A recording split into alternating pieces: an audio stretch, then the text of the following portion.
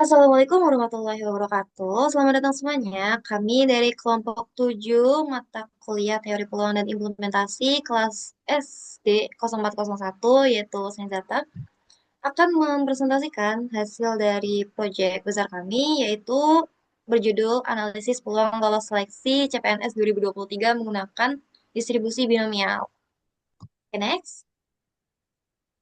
Jadi di kelompok kami ini terdiri atas tiga anggota. Yang pertama ada Rosanur Aliana Salafi dengan NIM 2311111008. Kemudian yang kedua ada Muhammad Aska dengan NIM 231111100049. Kemudian ada Adelia Ramasita dengan NIM 231111100051. Oke, next. Nah, jadi di sini nanti akan terdiri atas 5 bab. Yang pertama-tama kita akan membahas terlebih dahulu tentang bab satunya, berisi pendahuluan. Nah, di pendahuluan ini terdiri atas latar belakang, kemudian juga ada tujuan. Yang selanjutnya akan langsung kita bahas pada bagian latar belakang terlebih dahulu. Jadi, latar belakang dari pemilihan data yang kami ambil ini adalah yang pertama itu ada seleksi CPNS merupakan jalur utama untuk menjadi pegawai negeri sipil dan sangat diminati oleh masyarakat Indonesia. Kemudian pada tahun 2023, kemarin itu tercatat lebih dari 1,26 juta pelamar oleh BKN. Namun hanya sekitar 30% yang memenuhi syarat administrasi, di mana ini merupakan seleksi yang cukup ketat. Kemudian ini tingginya minat dan rendahnya tingkat kelulusan menciptakan tingkat persaingan yang sangat tinggi. Hal inilah yang menimbulkan pertanyaan penting, seberapa besar kira-kira peluang seseorang dapat lolos seleksi CPNS. Next. Nah, jadi di sini juga ada rumusan masalahnya. Pertama, bagaimana sih mendefinisikan peluang dalam konteks seleksi CPNS 2023? Kemudian yang kedua, apa aja peubah acak yang digunakan dalam distribusi binomial pada study case ini? Terus kemudian yang ketiga ada apa saja parameter distribusi binomial dalam seleksi CPNS? Kemudian yang keempat, bagaimana menghitung peluang lolos seleksi berdasarkan data nasional tahun 2023? 5. Berapa nilai min dan variansi dari distribusi peluang yang digunakan? 6. Bagaimana bentuk grafik distribusi binomial untuk memvisualisasikan peluang keberhasilan? Nah, untuk poin utama ini adalah bagaimana distribusi peluang tersebut itu jika dilakukan pada sejumlah percobaan atau simulasi. Next. Kemudian tujuan dari penelitian ini ada 6. Yang pertama itu untuk menjelaskan permasalahan peluang dalam seleksi CPNS tahun 2023. Kemudian yang kedua untuk menentukan perubahan acak dalam model distribusi binomial. Ketiga ada menentukan parameter distribusi binomial berdasarkan data CPNS tahun 2023. Keempat menghitung peluang lolos seleksi CPNS dengan distribusi binomial. Kelima menganalisis nilai min dan variansi dari distribusi binomial. Dan yang keenam ada menyajikan grafik distribusi untuk memvisualisasikan peluang keberhasilan. Jadi dari beberapa rumusan masalah yang tadi udah kami cantumkan, di sini ada tujuan penelitian yang masih berkaitan dengan rumusan masalah tadi. Nah, di sini tujuan utamanya adalah untuk menganalisis peluang keberhasilan peserta seleksi CPNS dengan pendekatan distribusi binomial berdasarkan data empiris. Next.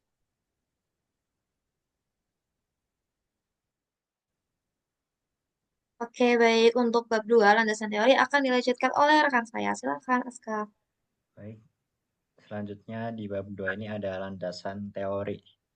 Next.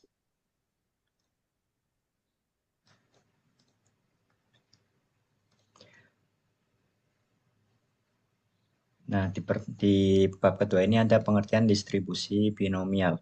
Distribusi binomial adalah distribusi probabilitas diskrit yang menggambarkan peluang sejumlah keberhasilan dalam N percobaan. Lalu setiap percobaan memiliki dua kemungkinan hasil, yaitu berhasil atau gagal. Distribusi binomial digunakan ketika peristiwa memenuhi kriteria berikut. Yang pertama, percobaan bersifat independen, lalu ada jumlah percobaan tetap, dan yang terakhir ada peluang keberhasilan tetap.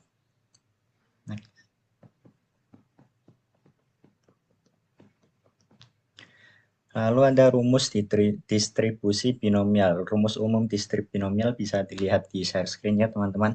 Yang pertama ini ada Px sama dengan X itu adalah peluang tepat terjadi X keberhasilan. Lalu N ini adalah jumlah percobaan, X ini adalah jumlah keberhasilan yang diharapkan.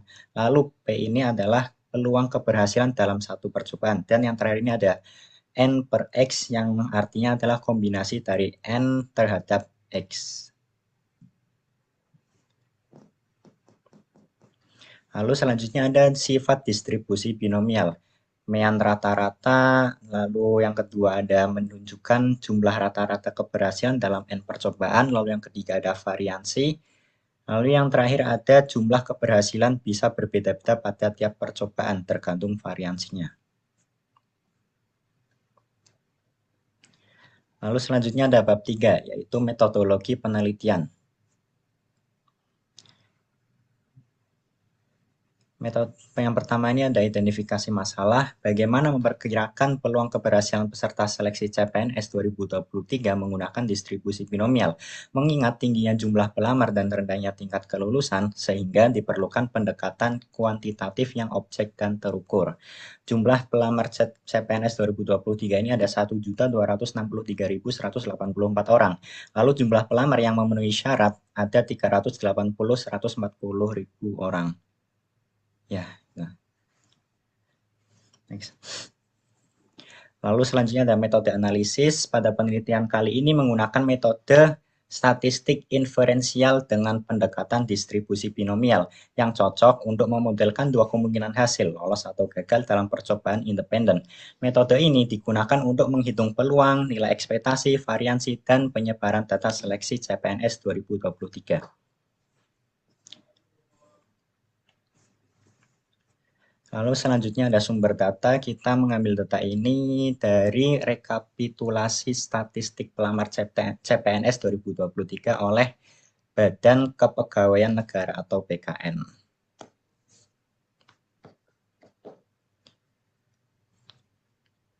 Lalu selanjutnya ada peubah acak dan parameter. Peubah acak atau X yang artinya jumlah orang yang lolos dari N pelamar. Lalu ada parameter N sama dengan 10 pelamar. Lalu P ada 0,30 atau 30% peluang lolos berdasarkan data BKN. Lalu langkah perhitungan yang pertama tentukan nilai kombinasi N per K, lalu selanjutnya hitung nilai P pangkat X dan 1 min P N pangkat N min X. Lalu yang ketiga adalah hitung peluang P. Ya, ini bisa dilihat dari share screen. Lalu yang terakhir ada ulangi langkah-langkah di atas untuk X sama dengan 0, 1 sampai dengan N, jumlah N. Baik, selanjutnya akan dilanjutkan oleh rekan saya. Ya, terima kasih Aska. Berikutnya kita masuk ke bab 4, yaitu tentang hasil dan pembahasan. Baik, yang pertama ini ada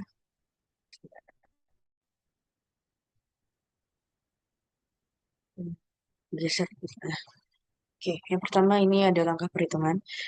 Sudah disebutkan tadi di slide sebelumnya bahwasanya total pelamar yang diambil dari data BKN ini pada tahun 2023 yaitu ada sejumlah 1.263.184. Kemudian jumlah pendaftar yang memenuhi syarat itu sebanyak 380.140. Nah, kita di sini akan melakukan percobaan sebanyak N sama dengan 10 kali. Dan di sini kita akan menghitung mencari tahu peluang lolosnya. Jadi untuk peluang lolosnya di sini dapat diketahui, dapat dihitung dari jumlah yang memenuhi syarat, yaitu sebanyak 380.140 dibagi dengan total pelamar, yaitu 1.263.184. Nah, didapatkan hasil 0,3.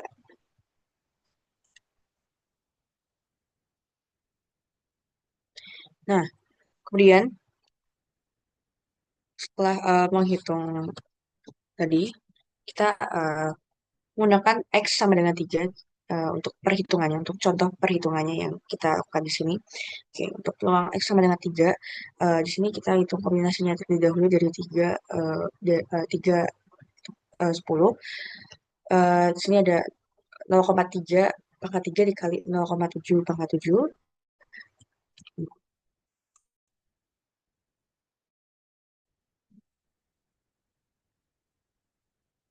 Nah, kemudian didapatkan hasil kombinasi 3 dari 10 yaitu sebanyak 120. Nah, untuk hasil keseluruhannya, peluang dari X sama dengan 3 didapatkan 0,267. Nah, dari percobaan X sama dengan 3 tadi, di sini juga ada beberapa hasil dari tabel distribusi binomial dan dari berbagai percobaan. Dan untuk hasil-hasilnya dapat dilihat dari tabel distribusi yang sudah dipaparkan di slide berikut.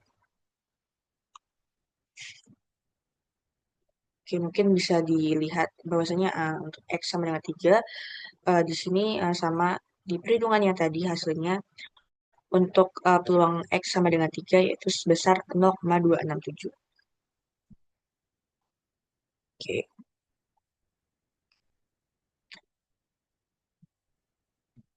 Nah, berikutnya yaitu tentang interpretasi mean dan invariansi.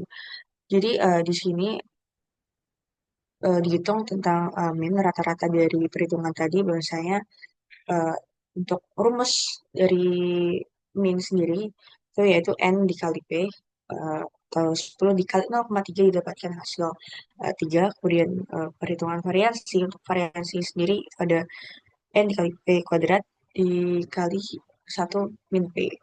Nah, untuk perhitungannya sendiri yaitu 10 dikali 0,3 dikali 0,7 didapatkan hasil 2,1. Nah, di sini dari main dari nilai min dan dari nilai variasi yang sudah kita dapatkan, kita dapat simpulkan bahwasanya berdasarkan rata-ratanya dari 10 pelamar diperkirakan sekitar 3 orang lolos seleksi. Kemudian dari variasi dapat kita lihat juga variasi ini akan menunjukkan keberagamannya. Jadi sekitar 2,1 menunjukkan penyebaran peluangnya itu cukup moderat. Nah, berikutnya ini ada namanya grafik distribusi. Nah, bisa dilihat dengan seksama teman-teman bahwasanya grafik ini menunjukkan distribusi miring ke kanan atau right skewed dengan puncak di bagian ya di puncaknya itu di bagian 3 bisa dilihat teman-teman di sini dan penurunannya itu peluang penurunan peluang paling tajamnya itu eh, setelahnya itu bisa dilihat dari yang X bagian 4, 5, 6, dan 7. Oke, mungkin ini ada sedikit interpretasi dari masing-masing grafik distribusi masing-masing percobaan tadi. Untuk peluang jumlah pelamar yang lolos sebanyak 0 orang adalah 0,028. Artinya, dari 10 orang pelamar, peluang tidak ada satupun yang lolos adalah sekitar 28%. Kemudian peluang jumlah pelamar yang lolos sebanyak 1 orang adalah 0,121.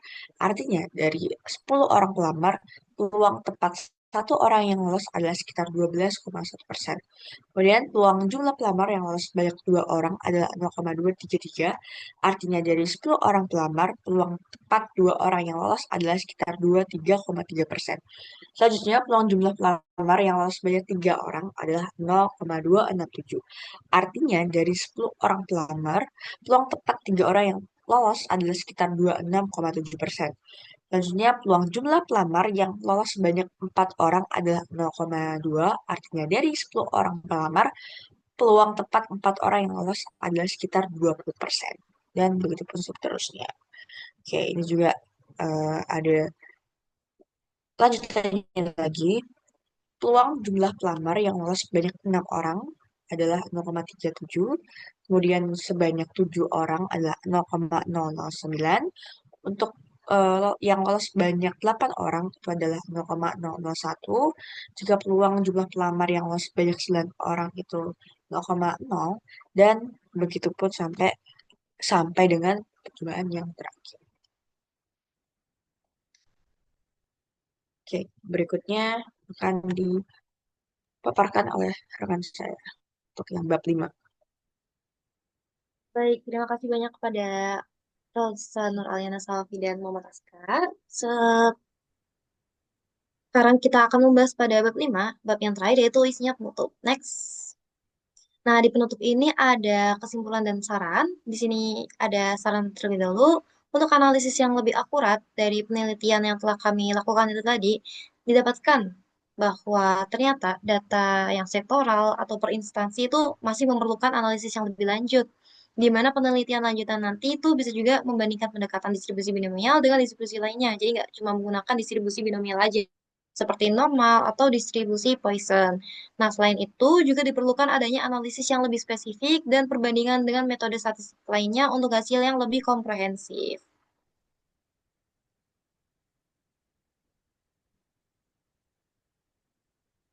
Nah, untuk kesimpulannya ini ada sebagai berikut. Jadi kesimpulannya itu dari penelitian yang sudah kami lakukan, kesimpulannya adalah data yang dan grafik yang kami tunjukkan tadi itu menunjukkan bahwa dari penelitian tersebut secara statistik rata-rata 3 dari setiap 10 pelamar CPNS memiliki peluang untuk lolos sesuai dengan rataannya yaitu 3 yang konsisten dengan data BKN bahwa sekitar 30% pelamar memenuhi syarat. Nah, arti 3 ini tuh kenapa disimpulkan 3? Karena tadi data yang tertinggi itu ada pada bagian bar chart yang 3. Nah, kemudian distribusi binomial ini dapat digunakan untuk memperkirakan peluang lolos seleksi CPNS berdasarkan data nasional. Peluang tertingginya terjadi pada 3 dari 10 orang pelamar. Dengan menggunakan pendekatan ini, pelamar juga dapat memahami posisi mereka secara statistik dalam kompetisi yang ketat.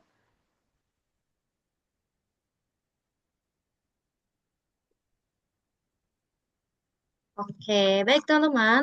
Demikian presentasi yang kami sampaikan terkait analisis peluang lolos seleksi pelamar CPNS tahun 2023 menggunakan distribusi binomial. Terima kasih atas perhatian dan partisipasi teman-teman semuanya, serta kesempatan yang diberikan. Semoga materi yang disampaikan dapat memberikan manfaat serta insight baru bagi kita semua. Saya sebagai moderator mewakili rekan-rekan saya mengucapkan terima kasih dan mohon maaf apabila ada kesalahan. Dengan ini kami akhiri. Wassalamualaikum warahmatullahi wabarakatuh dan sampai jumpa kembali.